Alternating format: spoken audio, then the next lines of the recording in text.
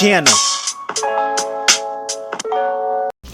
Biggs here, back with another brief origins where we give you the rundown of characters' beginnings. It's important to remember that some characters' origins change based on who's in the creative chair at the time.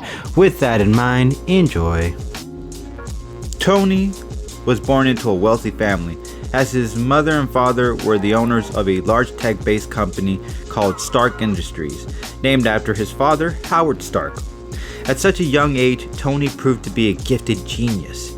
At 15 years of age, he was already inventing things people of much older than he were already working on. But growing in wealthy means does have its setbacks, as when Tony got older, he was more concerned about living a luxurious bachelor life rather than taking the business too serious.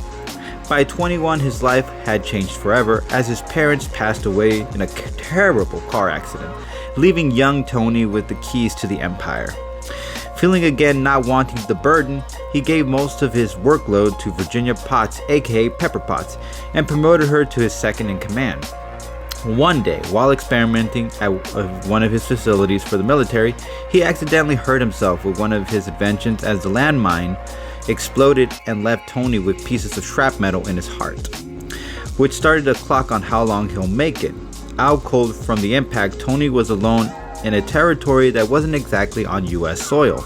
He would be discovered by a local warlord of the area named Wang Chu, I believe, who worked for the Mandarin, and took Tony as an American hostage, using Tony's inventive mind to create weapons for him with the help of another. This other person was also a hostage and a brilliant Nobel Award-winning physicist. His name was Yin Sen.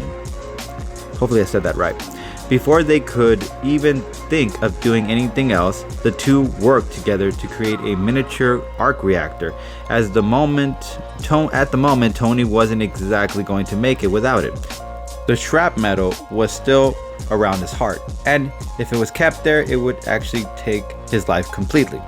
So this mini reactor was designed to keep the pieces of metal from doing that, keeping it away from his heart. Once they solved this issue, they worked on their next one, their means of escape.